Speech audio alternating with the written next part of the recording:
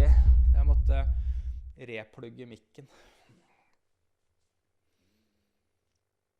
Ja, hei. Her er vi da.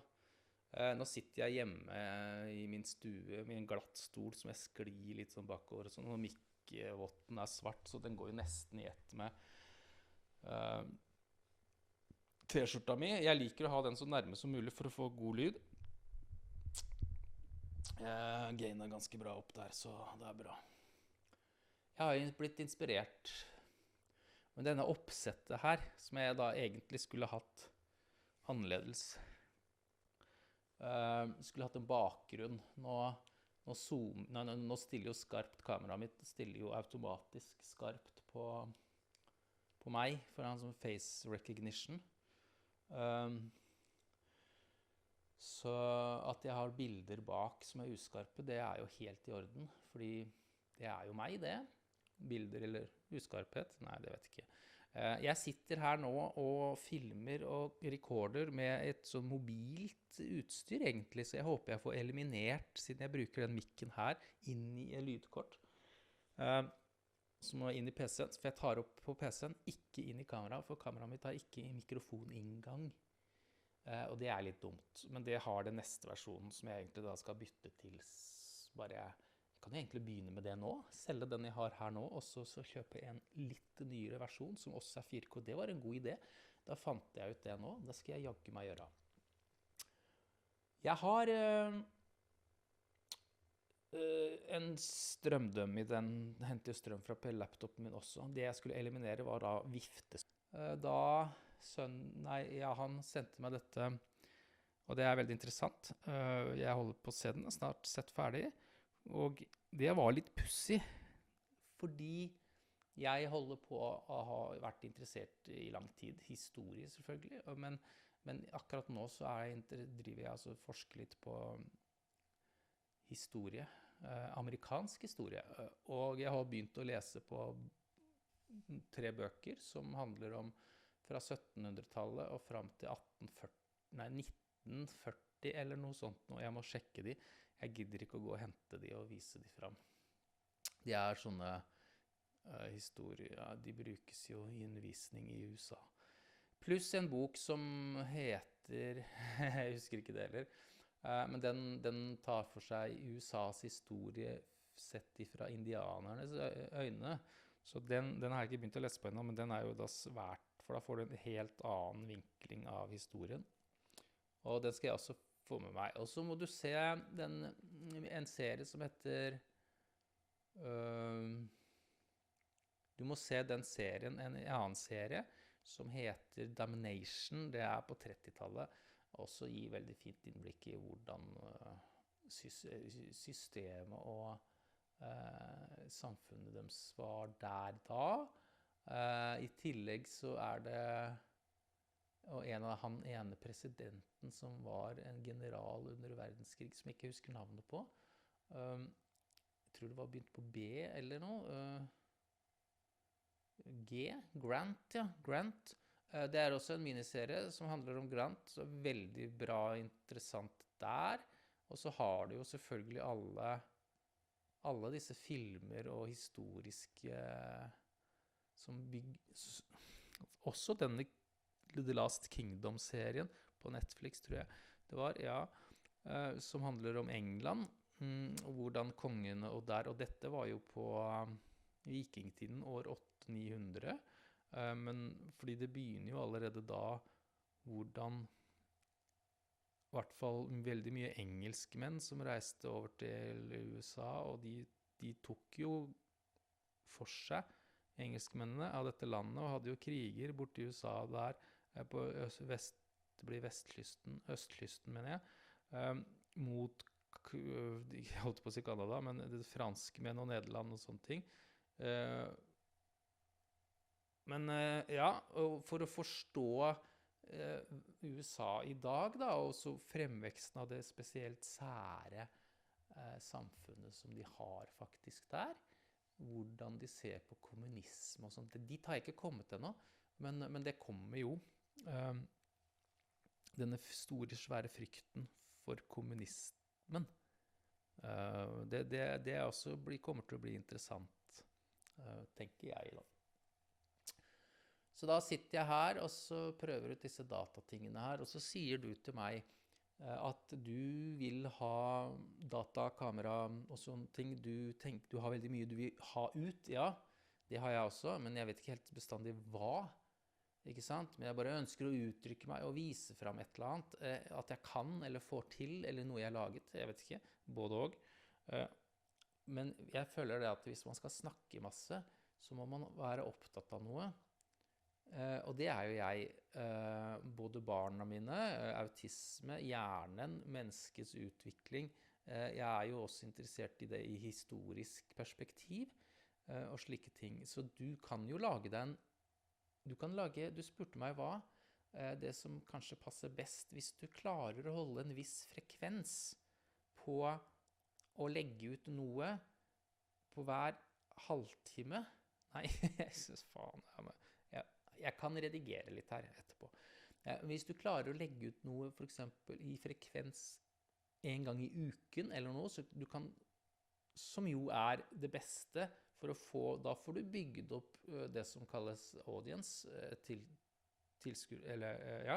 som følger da. Du kan lage det det er veldig enkelt å lage med lyd, kun lyd, det vil si en podcast. Og du er jo flink til å ta bilder. Du kan jo snakke om fluefiske og fotografi, og sammen. Du kan koble disse to sammen. Det har du jo allerede begynt med når du er ute på tur.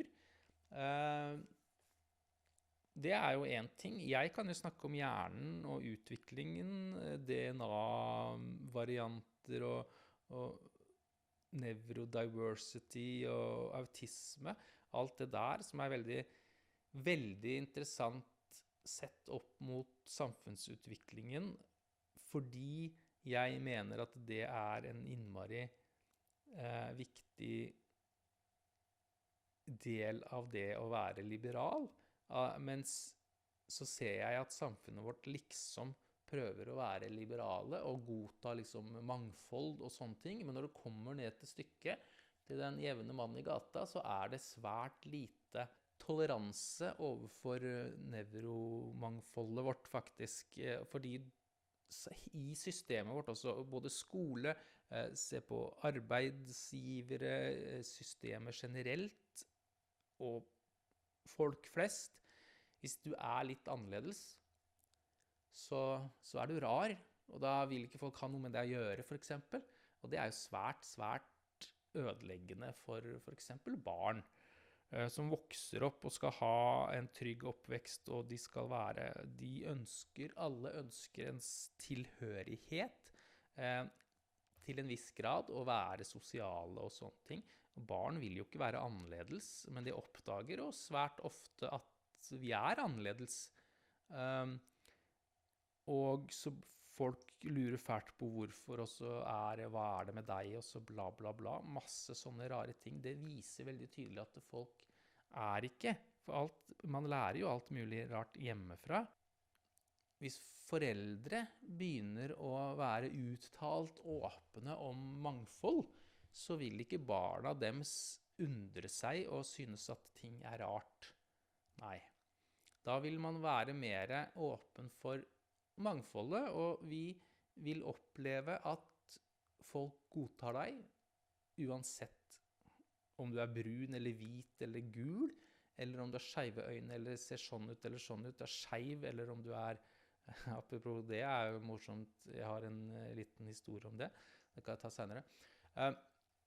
Uansett, rett og slett, autisme eller ikke, du ser disse aspergerne da, som vi er, jeg vil jo påstå det, at vi er ganske flinke til å maske og late som vi er sånn som deg, eller andre.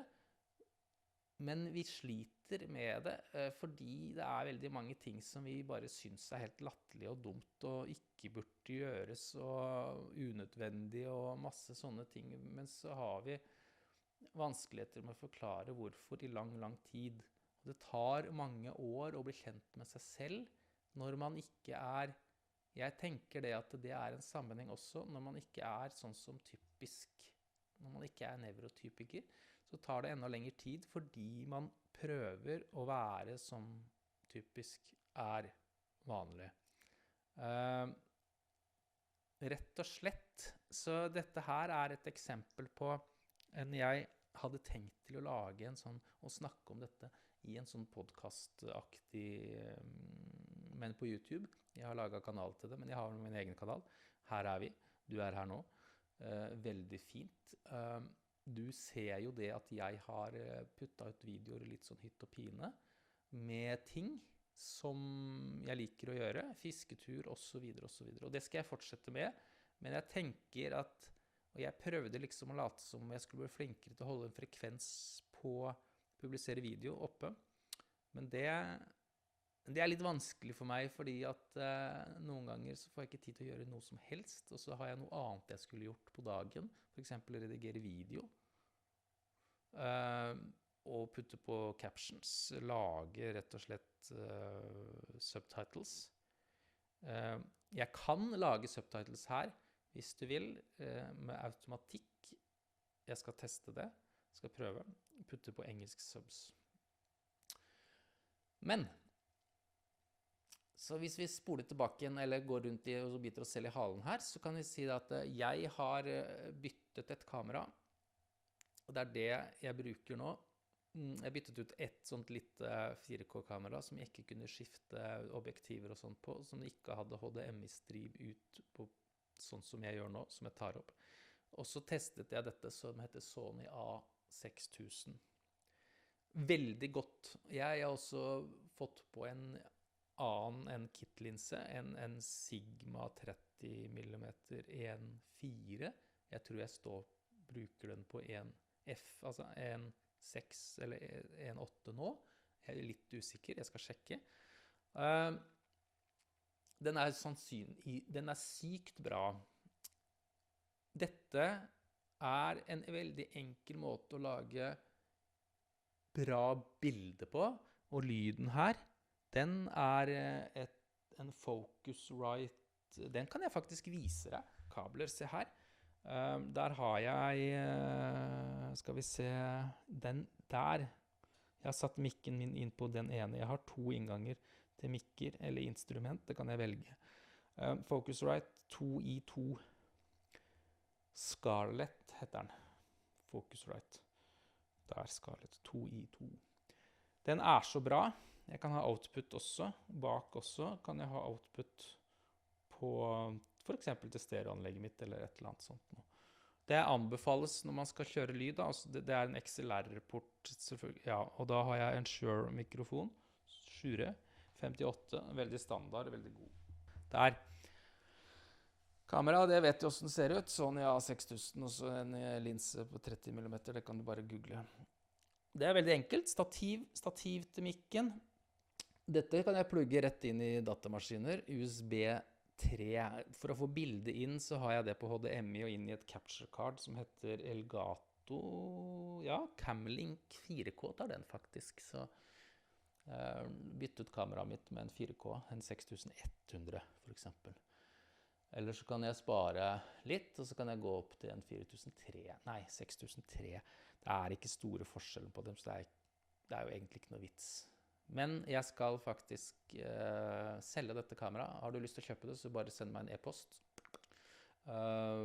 Du finner, jeg kan legge på link nede i descriptions til nettsiden min. Du kan kjøpe dette kameraet.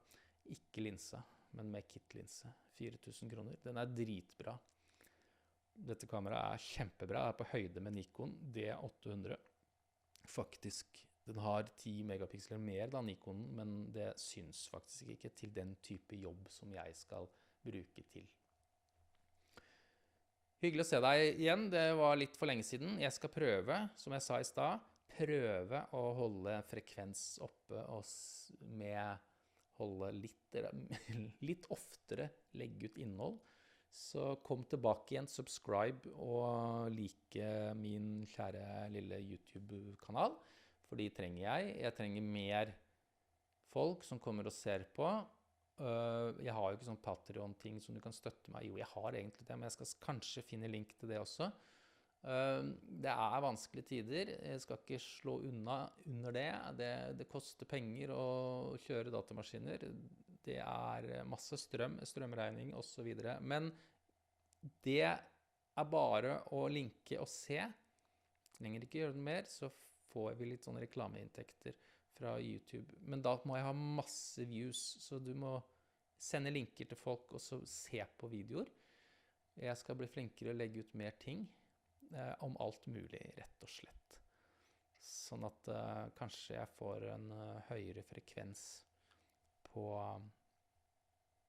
både på å legge ut ting og utbetalinger fra jeg fikk 600 kroner, for det minstesummen da, som Google faktisk samler opp, det 600 kroner, og da skal du ha mange views, så da kan du tenke deg selv at du må ha ekstremt masse views for å tjene, egentlig få penger ut av det, og det ikke det som målet mitt, men det jo en fin liten ting å ha ved siden av.